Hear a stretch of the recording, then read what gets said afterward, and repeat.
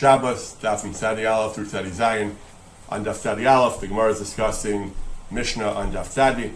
The Mishnah said that if someone sets aside some grain for planting, or l'dugma, or refuah, medicinal purposes, different purposes, and then he carries them out on Shabbos, the share is b'kolshu, any arbitrarily small amount, even though normally the share for hotzah you have to carry a larger amount, but if you put them aside for these purposes, then the share is kolshu. So the Gemara had asked that why say it in apparently a convoluted way if you're matzniah for these purposes and then you carry them out. Why don't you say if you carry them out for these purposes, then the share is kolshu? So the Gemara says, the Mishnah is telling you a chiddush. We're talking about a person was matzniah them, he set them aside for these purposes, and then he forgot about that, shakach, and then he just carried it out stama, without having any particular intention. We might have thought, since he's no longer actively thinking about carrying them out for those purposes, that cancels, erases his original machshava. Kamash Malan, the Gemara in Tzadi Aleph says, we don't say that, rather we say, kol ha'osel das rishonahu osa. Anyone who does something and doesn't have a specific intention, we assume that his implicit intention is his original intention, even though he's no longer actively thinking about that. This principle of kol ha'osel das rishonahu osa is one that has broad applicability throughout the Talmud, throughout halacha. Comes up in the context of writing Gittin, of writing Sifrei Torah. It also comes up in some more everyday context as well. The poskim talk about making tzitzis. Tzitzis have to have tviyah lishma, the thread has to be spun lishma, l'shem mitzvah tzitzis. Shulchan Aruch says, you have to say, b'tchilas hatavoi, the beginning of the spinning, you say, I'm doing it l'shem tzitzis. Only at the beginning, that's sufficient. Mishnah Berurah says, that works even if you do some of the spinning on subsequent days, because we say this rule of kol ha'osel das rishonahu osa, and that's good enough. The Mishnah Berurah takes us even further. He says there's a machlokes about shazira, the twisting the different threads into larger threads. That's a different stage in the process of tzitzis. That even that, he says, which according to some poskim needs to be lishma as well. Even that's only if even that has to be lishma. But again, if you had in mind when you did the tviyah, the original spinning, that it's lishma, l'shem mitzvah tzitzis, even if the shazira, which is a separate action, you didn't have any kavanah, we say again, kol ha'osel das rishonahu osa. Stechemet brings poskim who say that this applies in the context of mitzvah strichas kavanah as well. There's a machlokas in the Talmud whether to be yotzei a mitzvah you have to be mechavein l'shem mitzvah. Machlokas in the Gemara, machlokas rishonim. Halacha l'chatchila, certainly we say a person should have kavanah l'shem mitzvah. So the Achronim explained that doesn't mean that throughout the mitzvah, if it's a mitzvah that goes on for a while, for every moment of doing the mitzvah, you have to keep thinking of doing this l'shem mitzvah. It's enough that at the beginning you had in mind l'shem mitzvah, and then the rest of the mitzvah we assume that whatever you were doing is being done in accordance with the original intention, even if you had it in mind b'stam. Subsequent. The Eshel Avram, the B'chacher, in one of his svarim, not in his Eshel Avram, in one of his other svarim, he says that there's an idea of saying l'shem yichud, we do mitzvahs, we have kavanah, various kavanas, kabbalistic kavanas based on the revealed Torah as well. He says a person could say that many times during the day. He could say l'shem yichud many times, because you don't actually have to. He says it's okay if you when you begin to do mitzvahs during the day, the first time you do it, you say the kavanah l'shem yichud, and afterwards every other mitzvah is al das rishon, is in accordance with the original kavanah, just as we find in other contexts in halacha we say kol ha'osel das rishonahu osa. And some poskim have suggested that this will help us also regarding the imperative to have proper kavanah when a person utters the Shem Hashem. When a person says the Shem Adnus, the person is supposed to have in mind that Hashem is Adon HaKol, the master of the universe, and also Hayahov V'yiyah, that Hashem is eternal. It can be difficult, almost impossible, to have kavanah every single Shem Hashem you say during the day. But some poskim have argued that you can rely on this idea of the B'chacher, that you can say at the beginning of the day, the first bracha you make, you can say that you can have in mind when you say the Shem Hashem, the proper kavanah. Mordechai Eliyahu said this, and after that, every other Shem you have is going to be al das rishon. Other poskim, other contemporary rabbanim are not so sure. They say this is different. Kavanah here means when you say the Shem Hashem, you should be mindful. You should be thinking about what you're saying. You can't just rely on what you said in the morning. You can't say the Shem Hashem without thinking about it. Some say that we do not rely on this in the context of b'mechavin for the Shem Shemayim. Daf Tzadi Beis, the Mishnah says that if someone carries in the normal way, that's hotzah, and you're chayiv v'karban, chayiv misa. However, if you carry kilach hayad in an unusual way, shinoi, for example, baragla with your feet, the fiv in your mouth, marpeko, your elbow, ba'ozno in your ear, besaro in your hair, and other ways. That's called kalachayad, shinui, and that carried in your shoe. And your potter, that's still also you can't do it l'chachila, but your potter, that's not considered normal hotzah, and you're not chayav for that. There's a famous tshuva of the Marash Engel about a century ago. He was writing in a time where the government had a rule, 1919, the tshuva is dated, the government had a law that you're not allowed to appear in public without carrying identification papers, and on Shabbos, and there was no Erev. So people were worried if they didn't carry the papers, they could suffer significant consequences. They could just stay home, but then means they couldn't go to shul, and that would severely restrict their ability to have a proper Shabbos. So the question was, you certainly can't just carry the papers, but the question was, can you carry the papers in your hat? Carrying in your hat is a shinui. It's like the examples in the Mishnah. It's kalach hayad. Now we said kalach hayad is not chayav, but it's still potter, but it's still asur l'chatchila. Marash Engel argued, based on a combination of mitigating circumstances, this would be allowed. He points out that Chazal themselves, in certain cases, in cases of significant need, significant personal need, did allow doing things b'shinui. They allowed you to unstuff a drain pipe, which is stuffed up. It's a malacha. If it's drabanan, if you do it in a way that it's drabanan, you can do it, because otherwise the water would back up and it would cause problems. The person has a kind of blister, then a certain treatment of the blister, which would be a malacha drabanan, but makom tsar, because he's suffering from it, they allowed it. That doesn't mean every extenuating circumstance they allowed it, but we find the basic idea that certain malachas drabanan, in certain extenuating circumstances, that Chazal allowed. So in our case, we have, in addition to Shino, he says, in addition to mitigating circumstances, we have other factors as well. He argued it was malacha shein tzricha legufa. You don't really want those papers, you just don't want to get in trouble for not having them, so he argued it was malacha shein tzricha legufa. He argued that beyond the question of Shinoi, poskim often say we don't really have a Rishus Harabim Deraisa for various reasons, so carrying, even if you do it in your hand, it's only drabanan. So because of all these factors together, he allowed carrying the papers in your hat with a shinoi, since otherwise you'd have to either accept on yourself great risk, or you would have to stay inside all Shabbos. Similarly, they bring from a report about the Chasam Sofer that he would carry on Shabbos a handkerchief. He would tie it around his waist, which is not considered a garment, so it is carrying, but it's carrying with a shinoi, not the regular way of carrying. So he would carry his handkerchief like that because he needed a handkerchief. There's a question of covered abrios, of personal dignity. They didn't have, I guess, paper towels or tissues in the shuls, wherever he was going. So it was a question of covered abrios, and carrying with a shinoi, he held was okay. Poskim don't bring this. This doesn't play a big role in the discussion, but there is such a report about the Chasam Sofer. Later poskim discuss this idea in the context of medicine. A person who has angina or heart disease and needs nitroglycerin, a diabetic needs foods or needs insulin, or people asthmatics need inhalers. So if there's no Erev, are you allowed to carry these things on Shabbos? You certainly can't just carry them in your pocket. Just stay home. It's not pikuach nefesh, just stay home, and you won't need these things. But if you're going to use a shinoi, if you're going to carry them in a way that's a shinoi, some poskim argue, similar to the Marash Engel, that if the alternative is being forced to stay home, and you're carrying with a shinoi, and we don't have Rishus Rabban Deraisa according to many poskim, these are all reasons for leniency. On the other hand, we don't have the Marash Engel's leniency in Malacha shein tzricha legufa. The papers you don't really want, you just don't want to get caught without them. These things you actually want.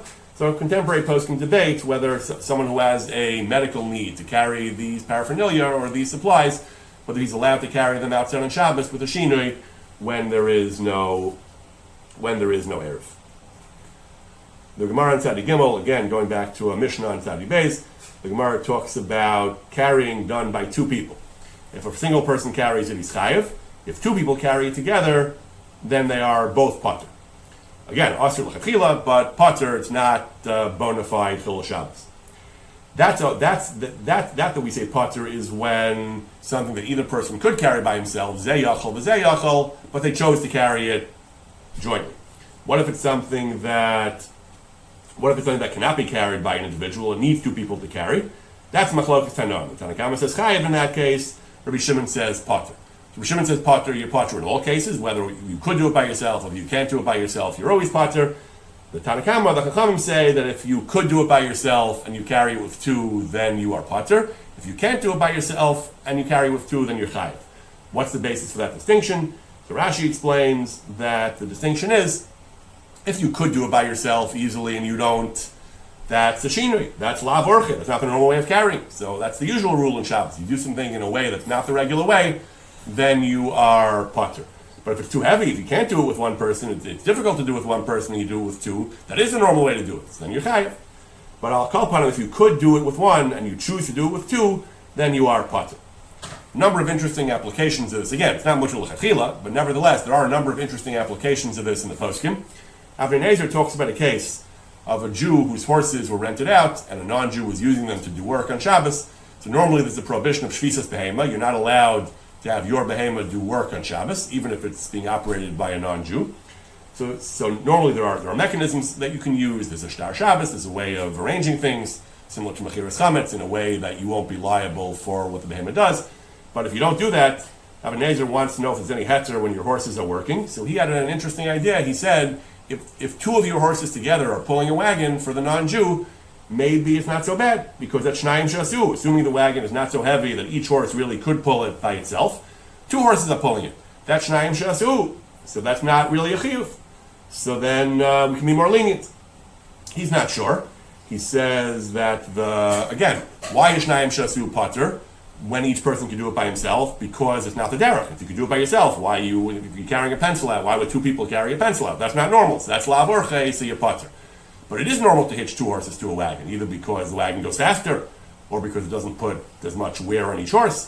So maybe that is the derech. Maybe that you don't have the p'tur of shnayim shasu. So he goes back and forth on this question of whether shnayim shasu applies when two horses are pulling a wagon, or when three horses are pulling a wagon, and he has a discussion about that. Ritzel Khan Inspector talks about a case. We know that shvus to shvus, when we do two things that are each independently drabanan and we combine them together, now it's two drabanans, we're still not lenient normally l'chatchila, but for a need, even without great need, but for a significant need, even or for a mitzvah, we allow shvus to shvus, b'makom mitzvah or b'makom tzarech. So the question was, normally we have asking a non-Jew is one shvus, and if a malacha is drabanan, that's a second shvus. So what about asking a non-Jew to do a malacha daraisa, but you can ask two non-Jews to do it? So it's a shvus to shvus. First of all, a non-Jew doing malacha at all is drabanan, and two people doing malacha that can be done by one is also drabanan. Maybe that's shvus to shvus. If the Mishnah says shnayim shasu is pater, pater sounds like it's not daraisa, so it's drabanan. If it's drabanan, it will be shvus to shvus. Ritzel Chanan, though, has a long tshuva where he goes back and forth on this. He says that there are earlier achronim who learn, often when we say something is pater on Shabbos, we mean that it's not asur midaraisa at all, it's only rabbinic. However, there are certain cases where we say something is pater, but it's still asur midaraisa, like chati sher. We can discuss later. Chati sher, according to most poskim, is pater, but it's still asur midaraisa.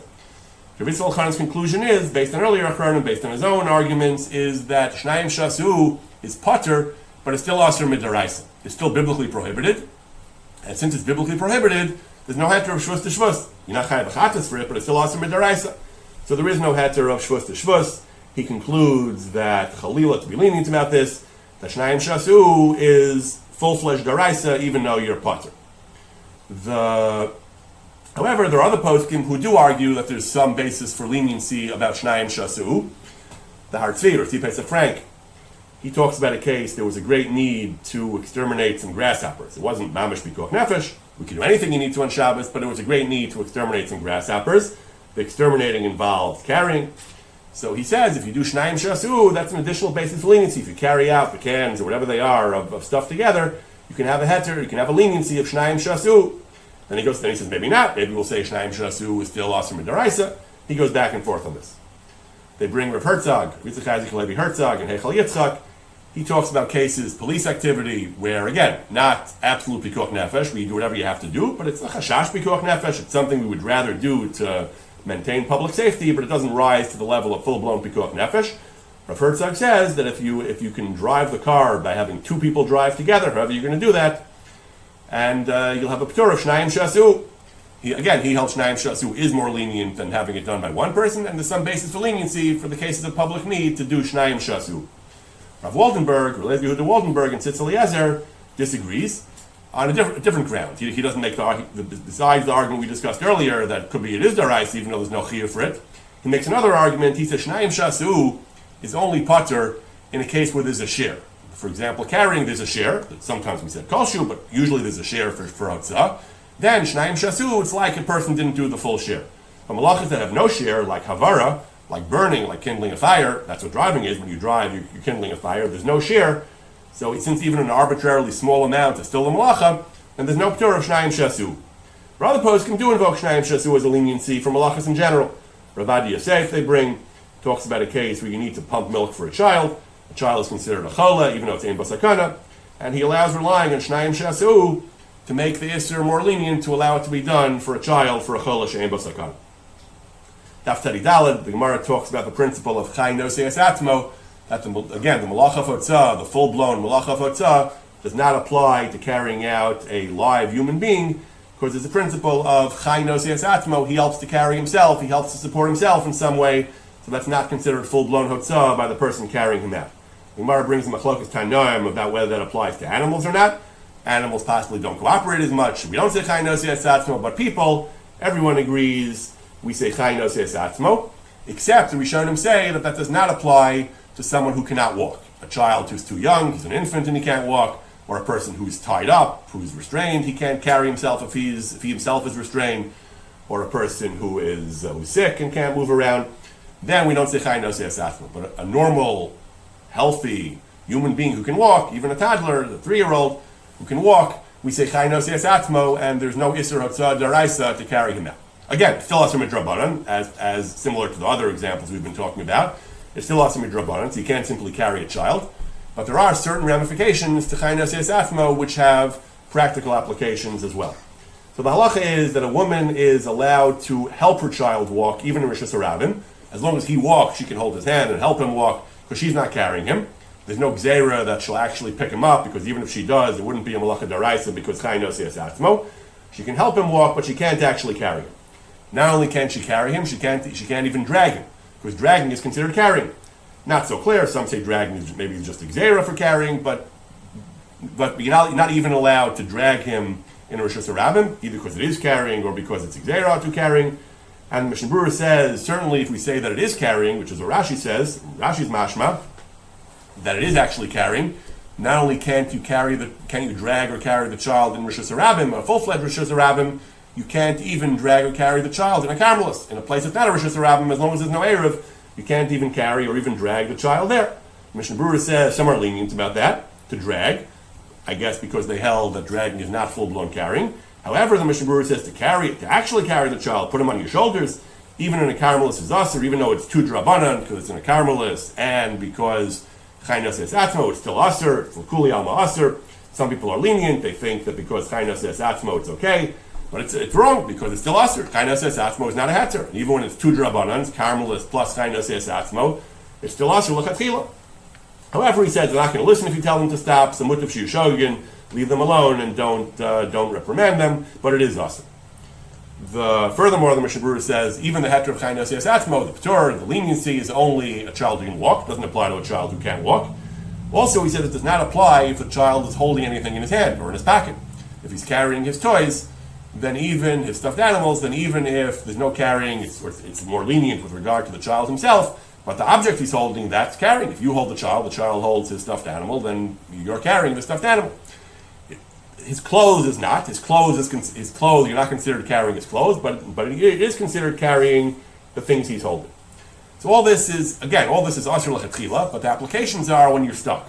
Rabbi Ribayat in his third nine malachas talks about a case, a toddler, you take him out for a walk, and then he gets upset and stops walking. So first he says you have to make every effort to get him to walk, even if, again, this is where there's no eruv, every effort to make him to walk, even if it takes a great deal of extra time. If it doesn't work, and he's simply not cooperating, and he's very upset, he's crying, he's implacable, and it's only in a Carmelis, then we have the 2 drabanans, it's in a Carmelis, and chay noseas atmo, then you can actually carry him back home. Mishnah Berurah said it's asur without these extenuating circumstances. In these extenuating circumstances, based on a tshuva of Moshe Feinstein, you can actually carry the kid home because you have chay noseas atmo and it's only a Carmelis. If it's in an actual Rishus Harabim, then things are much more serious. You cannot carry him home, even if he's really upset. If it's a question of danger, cars are coming, pikuach nefesh, then of course he could. But if it's not pikuach nefesh, you cannot carry him home, even though it's chay noseas atmo, no matter how upset he gets. 1 drabanan we're not going to let you do. You can use a mir la'akum, you can have a non-Jew carry him home if the kid is really upset. Or if there's no option of a mir la'akum, then Rabbi Ribayat says we have to resort to a combination of several drabanans, at least two drabanans. It's you have to have chaynos es atmo, plus you have a second drabanan. Either you walk less than 4 amos at a time, stop every 6 feet or so, or you hand him back and forth between two people. That's actually preferable than carrying him less than 4 amos, because that's also problematic. You're not supposed to carry repeatedly even less than 4 amos. Al kol panim, you do these various solutions whenever it's possible, combined with chaynos es atzmo, and the kid is very upset. You can do that even in Rishus Harabim. Rabbi Ribbi warns you, though, in light of the many halachic compromises that may become necessary, a parent should consider very carefully before taking his toddler out on a walk, in case he gets stubborn and mulish and refuses to go further. Then you'll have a real problem. You'll have to rely on leniencies and halachas. So again, if you have an eruv, this is moot. But if there's no eruv, then you have to worry about these things. The Mishnah says cutting fingernails, cutting hair is a malacha, as well as other things which we'll discuss soon. Cutting hair and fingernails is chayav. How much hair do you have to cut to be chayav? 2 hairs. And the Gemara says even 1 hair. If the 1 hair is a white hair and you're removing it from black hairs, that's also malacha, because you don't want that hair, so that itself is considered a significant malacha. So even 1 hair, if it's a white hair from between black hairs, then you are chayav. Now you're chayav no matter how you do it, the normal way, not the normal. Well, you're chayav if it's the normal way, but you cut it with a nail clipper or scissors. It's also even if you do it not in the normal way, with a shinoi, with your teeth, with your fingers, you bite your nails, you pull your nails off. All of that is asur on Shabbos. You can't cut your nails at all on Shabbos in any way. Sometimes deraisa, sometimes drabanan, but it is always asur. There's debate in the poskim. A woman is supposed to cut her nails before going to the mikvah. If she's going to go to the mikvah on Friday night, she should cut her nails beforehand. If she didn't, what does she do? In some cases, some poskim let you go to the mikvah without cutting nails, but that is considered a major b'diavad. So the dominant position is that if a woman needs her nails cut Friday night, she should have a non-Jew cut them. Some mikvahs will have a non-Jew available for this purpose, to cut nails if necessary. Ideally, poskim say you should use shvus to shvus. So Amir La'akum, having a non-Jew do it is 1 shvus. The second shvus is have her cut it in a way that is not the normal way. Don't use a nail clipper or a scissors. She should bite them off the first woman, or they use her fingers to tear them off. If that's not practical, the Mishnah Berurah concludes, if that's difficult, not practical, then you can have the non-Jew do it even with a nail clipper. Regarding the prohibition, the Gemara says, of pulling out a white hair from black hairs, so on Shabbos it's a malacha even with 1 hair. Furthermore, the Gemara says, af b'chol asur, you're not allowed to do that even during the week, because that falls under the prohibition of liyilbash gever simlas isha. A man is prohibited from engaging in feminine beauty techniques. He's not allowed to do things that are considered feminine modes of beautification. Post can discuss whether a person who's prematurely gray and is going to be the victim of ageism in the job market, or going to have trouble finding a shidduch, and all he wants to do is to look his age. So post can discuss whether dyeing his hair would actually, not even pulling out, but dyeing the hair, whether that also falls afoul of this prohibition. Many 20th century poskim are lenient. Rav Moshe Feinstein, Rav Moshe Mordechai Epstein, Rav Elazar Meir Preil are lenient on the grounds that you're not doing it for primping, for purposes of making yourself look prettier like women do. You're just doing it to avoid being denied a job, being discriminated against in the job market, or to be able to find a shidduch. Many poskim allow it. Some poskim allow it more grudgingly. The Sefer Avnei Zikaron, he allows it only via a non-Jew. Have a non-Jew do it, and you can't be misayeh. You can't help him by moving your head or by helping him. And even that, he only allows for dochek parnasa because it's prematurely gray. So dyeing hair for a man is a serious issue. Many poskim do allow it, though, in these types of cases of premature graying or premature whiteness for the purposes of not being denied jobs and shidduchim. Many poskim do allow it, certainly al yidei a non-Jew, and maybe even by a Jew himself in these circumstances. The Gemara goes on again. The Mishnah mentioned that kocheles, that the various other activities, including kocheles, are problems on Shabbos. Rabbi Eliezer mechayev. Rabbi Eliezer says you're actually chayev. The Mishnah had said the Chachamim say it's asur because mishum shvus, it's asur midrabanan. What is kocheles? The Gemara concludes that kocheles is mishum tzavas. It is a form of dyeing. Kocheles is a kind of makeup, and it is a form of dyeing. Halachos tanaim, whether it's deraisa or drabanan, but it's asur, maybe even midraisa. La'alacha, most poskim say that it is midrabanan. The Gemara goes on. It says you're not allowed to put on srach, another kind of makeup. You're not allowed to put on also an isser. Shulchan Aruch paskins, you're not allowed to put on these types of makeups on Shabbos. It's a form of tzaveh. Most poskim say it's drabanan. The Mishnah Berurah says it's midrabanan according to most poskim because the malacha of tzviya, tzveya, of dyeing, does not apply to the human body itself. There are some poskim, though, who say it's deraisa, so it is actually a concern of a deraisa, but at the very least, it's midrabanan. Contemporary poskim are fairly strict about cosmetics also. Rabbi Riviyat and other rabbanim bring that rouge, eye makeup, blemish concealers are generally forbidden, almost all cases, because it's severe. In certain cases, there are other malachos could be involved in mareach, smoothing out creams and stuff, but even beyond the mareach, they're also basically because it's severe. Rouge, blush powders, it lasts long enough. The manufacturers try to make it last. The woman wants it to last, so that's a form of severe. At least midrabanan, nail polish, or Rabbi says is severe. Even clear nail polish to apply it on Shabbos is asur because it gives a qualitative finish to the nail, and it's similar to coloring, or because it enhances the natural color, he says. Maybe that's also why it's severe. Nail polish is severe. Lipstick is almost invariably forbidden because it's severe. Even suntanning. He brings some poskim say that deliberate suntanning or sunbathing is also a form of severe, even though you're not putting an actual substance on, you're just letting light fall on your skin and change the color of the skin. Even that's severe.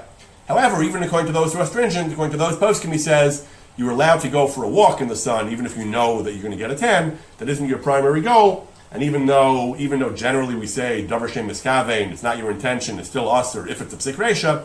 If it's definitely going to happen here, there are other factors involved, and you don't have to worry about walking outside on Shabbat because you may get a tan, but deliberately sunbathing or tanning is asur. Fade creams that cover blemishes and spots are also asur because it's aveh, also marech. And poskim in general prohibit all types of normal makeup. They do sell some makeups that they say are Shabbos makeups. There are some poskim who allow it, who allow certain types of makeup. Some of this is based on a tshuva of Ramosha, a pair of tshuvos. Ramosha wrote that you can sprinkle talc, white powder on your face. It doesn't last at all, it's just powder, it's not oil-based, so it doesn't really stick to the skin, it's just a dusting on the surface, it comes right off. That's not so bad. Some poskim consider Ramosha to mean all powders, as long as they're not oil-based, are okay. But they argue it's not what Ramosha meant. In a later tshuva he wrote, he was talking simply about talc, that there's no oil at all. And he writes most powders that are makeup powders do have some oil and do stick, at least temporarily, and they are a problem of seveh. There are poskim who do, there are no poskim who do allow powders, and there are those who don't. Shlomo Zalman was strict. He said as long as the purpose of the powder is the color of the skin, even if it's very brief, a short while, there's no room for leniency. Certainly if it's intended for makeup, and that's why it's used and sold. There are poskim who prohibit tinted powders but allow white powders. But in general, poskim are strict. Rabbi Daniel Neustadt writes, women shouldn't really use any makeup, but since it's a personal issue, which under certain circumstances could affect relationships, that if someone finds him or herself in such a position, that a rabbi should be consulted for guidance. The Gemara talks about sweeping, mechabed. Sweeping is asur, the Gemara says. The Gemara then talks about certain other domestic things they used to do to keep dust down, merabetz.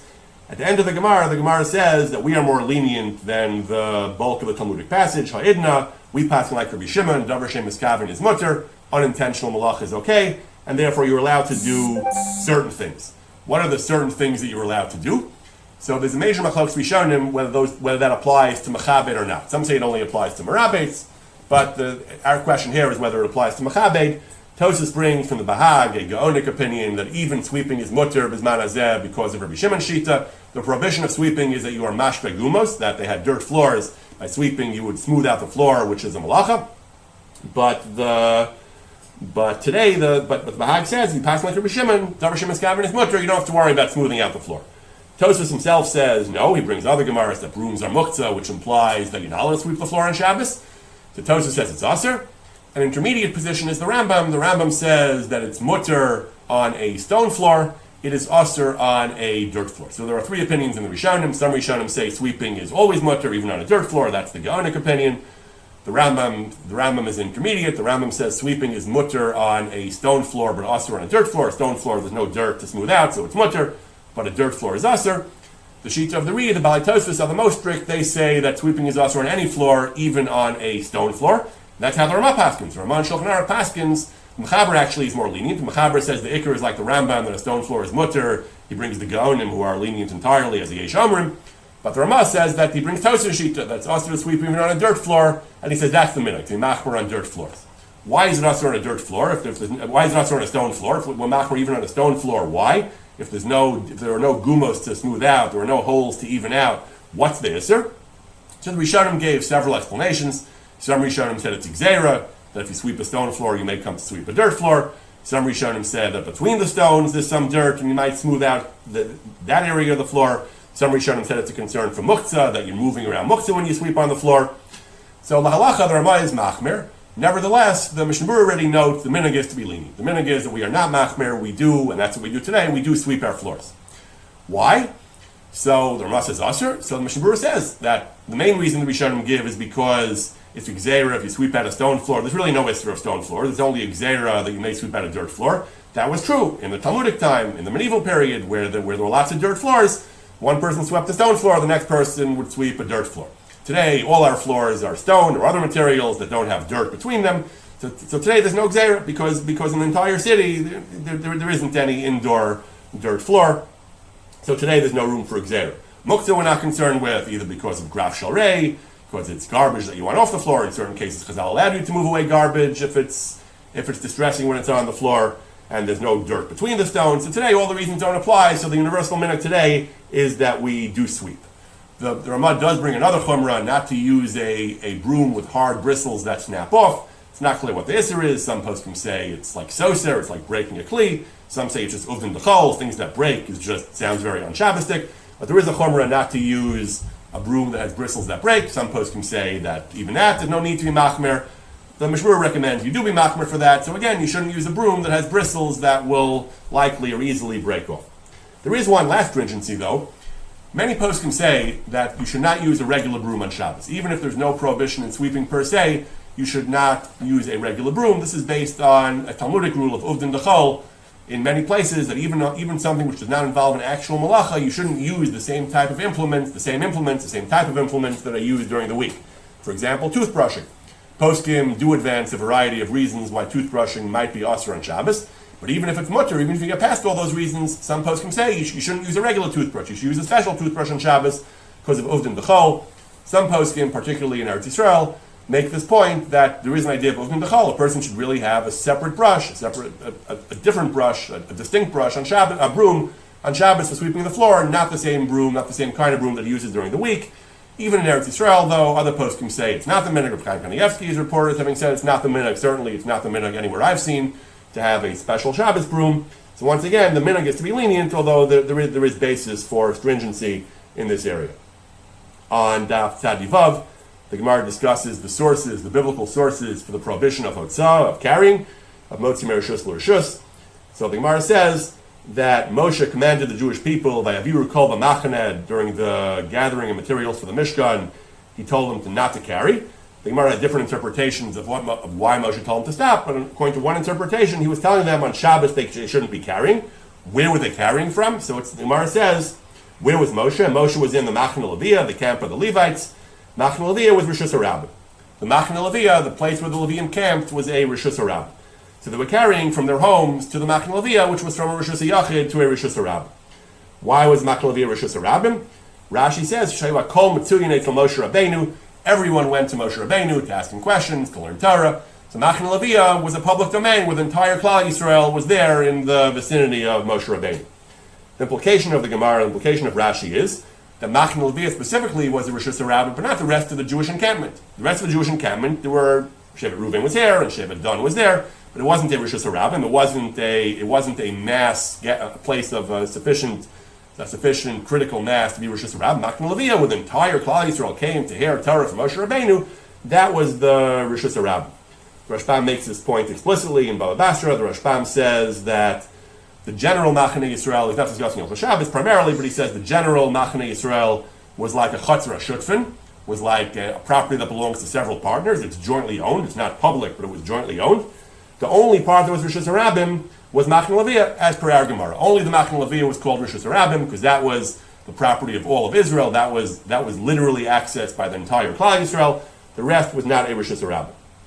Some poskim bring this Gemara, according to this interpretation of Rashbam and Rashi, as proof that Rishus HaRabbim needs 600,000 people. As we noted in earlier share, there's a major machlokes rishonim about the definition of Rishus HaRabbim. Shitas Rashi and some of the Gaonim is that you need 600,000 people, a major leniency, that until you have a space which is traversed by 600,000 people, it's not a Rishus HaRabbim, which would mean Rishus HaRabbim is virtually inconceivable, that there are almost no spaces in the world that are occupied regularly, daily, by 600,000 people. Others say no, as long as it meets other criteria of having the right physical dimensions and it's somewhat public, that's enough to be called Rishus Harabim. They argue that Rashi here, the Gemara here is saying only Machne Leviah was Rishus Harabim, because that's where all of Klal Yisrael went, to go to Moshe. The rest of the Machne Yisrael was certainly a public space, certainly it was open to the public, but it was not Rishus Harabim because they didn't have all of Klal Yisrael there. That seems to support the sheet of Rashi that it's not a Rishus Harabim until you have 600,000 people. Moshe Feinstein argues, he agrees the minhag is to be lenient like Rashi, that we need 600,000 people. But Moshe had some very innovative ways of understanding Shishim Riba. Moshe understood you don't need a single road that has 600,000 people passing by the road every day. It's enough that in the city on the whole, you have 600,000 people. If you have 7 million people living in the city, so people on the streets during the day are 600,000, not in any one street, but in a wide, in a large area of 12 mil by 12 mil, you're going to have 600,000 people. And he says, when we say Rashi seems to be saying you need 600,000 people in one spot. When you have Machne Leviah in front of Moshe's house, and Moshe's receiving line had 600,000 people. That's not what Rashi means. He says that certainly it's enough that Moshe learns the entire Jewish encampment was a Rishus Harabim, because that's where there were 600,000 people, not in any one spot. That's not what Rashi means. He interprets Rashi somewhat differently. Rashi just means that Moshe was outside in public as opposed to inside. Where Moshe holds, you do not actually need one spot of 600,000 people, one road, which is what the Gemara seems to indicate. Moshe says that's not Pshat of the Gemara. Moshe used this to be stringent on the Erevin in New York on the grounds that even if you don't have a single street with 600,000 people, the cities are dense enough and populous enough that they cause problems, that they will be Rishus Harabim, even according to the opinions that you don't hit Rishus Harabim until you have 600,000 people. On Daf Shabbos, the Gemara talks about carrying, again, going back to the Mishnah, the Gemara talks about carrying from Rishus Yachid to another Rishus Yachid, passing through Rishus Harabim in between. So you start by either walking or throwing something from one Rishus Yachid. So the Akira, the item's journey begins in Rishus Yachid, it ends in another Rishus Yachid, but in between it passed through a Rishus Harabim. The Gemara brings Machlokes, Rabbi Kiva and the Chachamim. Rabbi Kiva says Chayev. The Gemara says, and the Chachamim say Pater. The Gemara says, what are we talking about? Throwing or walking through? Mavir or Zorik? If it's Mavir, the Gemara says, of course you're Chayev. If you carry something from Rishus Yachid to Rishus Yachid through Rishus Harabim, you're Chayev. The Gemara seems to say that if a person walks and carries something from one Rishus Yachid to another Rishus Yachid, passing through Rishus Harabim, he is Chayev. There's an interesting tshuva in the Sefer Shari Tzion. He talks about a case, again, the minhag was, he says, that Jews used to have non-Jews carry for them on Shabbos in cases of need, where we allow Shvus to Shvus. In cases of need, where we allow Shvus to Shvus, they would have non-Jews carry from one Rishus Yachid to another Rishus Yachid, passing through a public street. So we don't allow one Shvus even in cases of significant need, except in cases of Chola, but generally we don't simply allow a single Shvus to have a non-Jew do Malacha D'Oraisa for a normal, healthy Jew. We don't generally allow that. So the question is, what is the justification of having the non-Jew carry from Rishus Yachid to another Rishus Yachid through Rishus Harabim? If you're passing through Rishus Harabim, the Gemara says Chayev. So what's the heter? So again, many poskim say we don't have Rishus Harabim Bisman Hazeh. So if our streets are not Rishus Harabim because we don't have Shishim Ribo or other reasons, then it again becomes Shvus to Shvus because a non-Jew is doing it and he's going through a Carmelist, not a bona fide Rishus Harabim. But he says, but some poskim say we do have Rishus Harabim, and he says everyone would agree. He claims in the Yerid, in the large fairs, in the large cities, he claims everyone would agree to have a din Rishus Harabim. That itself is actually highly debatable because even many of the largest European cities did have Erevin, and poskim argue because they didn't really have Shishim Ribo, certainly not on one street. So it's not actually clear whether the large cities were Rishus Harabim or not, but he claims that they are. He claims that at the fair where there was a large number of people, and in the large cities there was a large number of people, there would be Rishus Harabim. So what's the heter of having a non-Jew carry from one Rishus Yachid to another Rishus Yachid through a Rishus Harabim? The Gemara says Chayev, the Gemara says Malacha D'Oraisa. So the gist of its tshuva is, he says, even though our Gemara seems to say that if you go from Rishus Yachid to Rishus Yachid through Rishus Harabim, you're Chayev, he brings its Machlokes Rishonim. Some Rishonim take the Gemara at face value and say that if you walk through the Rishus Harabim, even if you don't stop and you keep on going to the Rishus Yachid, to other Rishus Yachid, you're Chayev. Other Rishonim say that no, that's not true, that if you actually start and end in Rishus Yachid, you're actually Pater. When the Gemara says Chayev, the Gemara doesn't mean that. The Gemara only means that if they stop there, then you're Chayev. The Gemara means if you hold Mahalat Ka'omei Dami, there is an opinion that someone who's walking we view him halachically as though he's stationary, as though he stops every time he takes a step.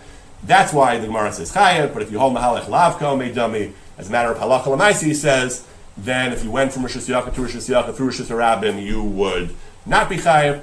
Therefore, he says it's machlokes rishonim, and he claims most rishonim actually say that you're not chayev if you don't hold mahalech ka'omei dami, you would not be chayev. It's only midrabanan. So since most rishonim hold that way, and once you're adding a non-Jew to the mixture, you're not dealing with the deraisa anyway. Worst case scenario, even according to the stringent view, you're only violating this drabanan. So since it's machlokes rishonim, and rov rishonim are lenient, and even according to the machmirim, it's only drabanan, we can certainly be lenient and ask a non-Jew to carry for us from Rosh Hashanah to another Rosh Hashanah through Rosh Hashanah, because worst case scenario, it's only drabanan, and most poskim say it is considered shvus d'shvus. More poskim than not say it is shvus d'shvus, he says, and it's mutter. And even he says if the non-Jew stops it to takes a cigarette, smokes a cigarette in Rosh Hashanah, he does stop in Rosh Hashanah, that would be Hotzah Gemura, Hotzah Midaraisa. That's not on us. We didn't ask him to do that. We asked him, please go from my house to my friend's house, carry this thing. We're not asking you to stop. If he stops, because it's convenient for him, that's fine. He did malacha. He's allowed to do malacha. We can't tell him to do malacha for us. We didn't ask him to stop. He didn't have to stop. It wasn't inherent in his mission to stop. So even if he stops, that's his own hotzah. That's not our business. What we asked him to do to carry from Rosh Hashanah to another Rosh Hashanah, according to many poskim, is a drabanan, so it's shvus d'shvus. And even if we're wrong, even according to the other opinion, at worst, we only violated a mir la'akim on a single, which is anyway a shvus, because it's at worst a drabanan, and it's going to many rishonim, it's shvus d'shvus, and there's a need for it. That's how he justifies the minhag of having the non-Jew carry from one Rosh Hashanah to another Rosh Hashanah through Rosh Hashanah. Again, in a case where there is some need, where we have the heter of shvus d'shvus, b'makam tzarech, or b'makam mitzvah, he justifies the minhag ha'olam to ask the non-Jew to do it.